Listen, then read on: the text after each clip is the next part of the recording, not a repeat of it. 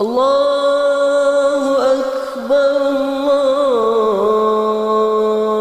Allahu Saat kita mendengarkan Akbar. suara azan, sebenarnya kita itu sedang memanfaatkan yang namanya perambatan bunyi, di mana suara azan yang masuk ke telinga kita itu karenanya adanya udara yang sebagai media perambatannya.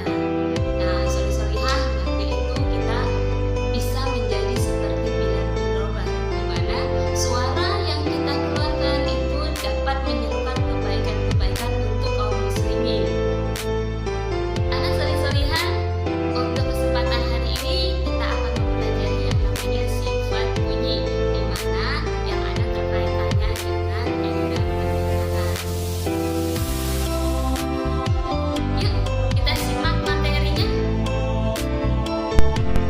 Hai teman-teman, hari ini kita mau belajar tentang sifat bunyi dan keterkaitannya dengan indera pendengaran. Silakan kalian juga bisa membuka di buku JSIT di halaman yang sudah ditulis di bawah ini.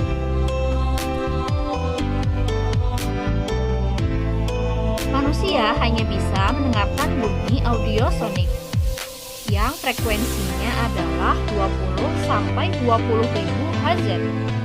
Karena di bawah 20 Hz disebut bunyi infrasonik dan di atas 20 ribu Hz disebut bunyi ultrasonik. Semua benda yang bergetar dan menghasilkan bunyi disebut sumber bunyi.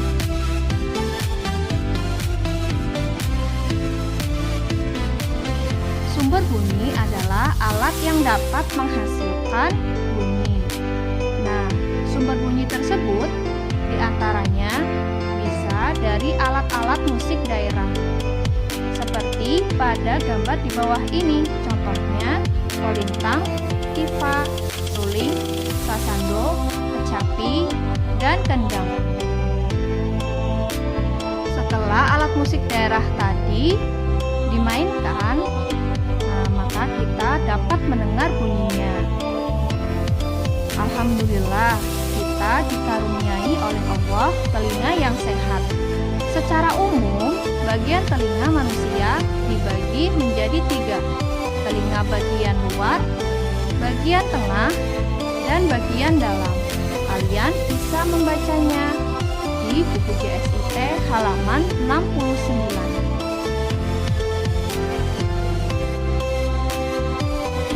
Berikut ini adalah bagian-bagian telinga dari nomor 1 sampai dengan nomor 8. Silakan kalian bisa membacanya. Nah, saat kita mendengarkan bunyi secara otomatis, bagian-bagian tersebut dapat secara otomatis bekerja sehingga langsung kita mendengarkan suara atau bunyi dari lingkungan.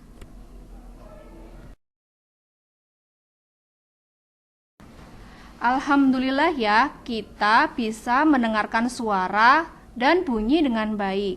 Ternyata proses terdengarnya bunyi itu sangat rumit ya soleh dan soleha. Urutannya diantaranya dari daun telinga, suara tersebut ditangkap oleh selaput gendang. Selaput gendang tadi bergetar, diteruskan ke tulang martil dan tulang landasan.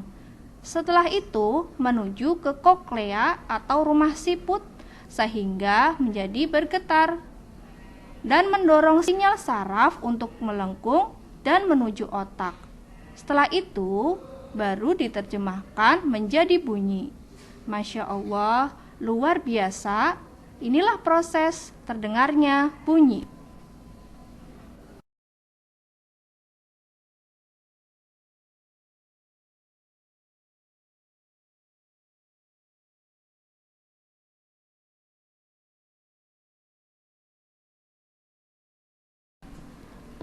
Apakah kamu tahu bahwa Allah mendesain telinga kita dengan luar biasa? Allah menciptakan kelenjar rambut untuk menahan kotoran masuk dan memproduksi getah telinga, atau disebut juga serumen, yang mengeluarkan minyak untuk mendorong kotoran sampai lubang telinga. dan kotoran itu menghilang dengan sendirinya dengan menguap karena terkena panas.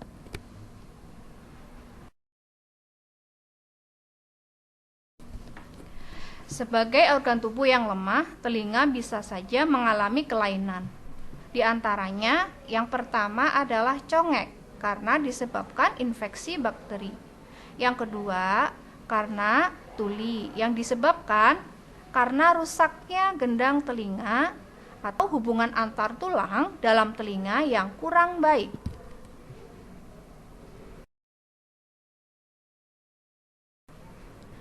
Pernahkah kamu berteriak di ruangan yang kosong seakan-akan ada yang menirukan suara kamu?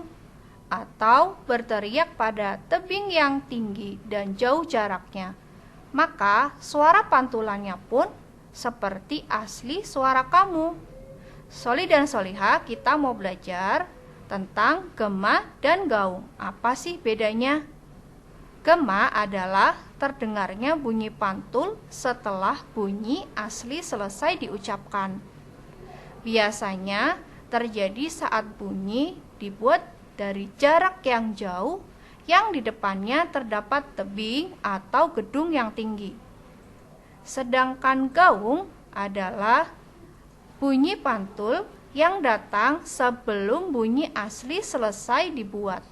Terjadinya gaung disebabkan karena penghalang gelombang memiliki jarak yang dekat dengan sumber suara.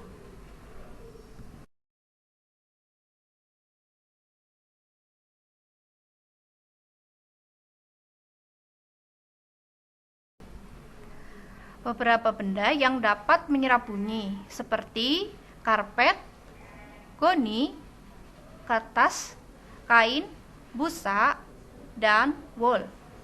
Pemantulan bunyi dapat dimanfaatkan manusia diantaranya untuk mengukur kedalaman laut, mendeteksi benda di dalam laut, melihat detak jantung, dan membantu proses USG.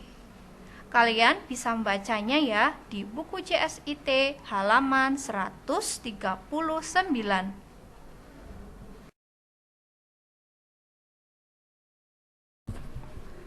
Demikian tadi materi yang sudah disampaikan. Semoga Soli dan Solihah dapat memahaminya ya. Nah, anak Solih-Solihah, demikian materi yang kita pelajari hari ini. Semoga kalian bisa memahami materi hari ini. Dan cukupkan, wassalamualaikum warahmatullahi wabarakatuh.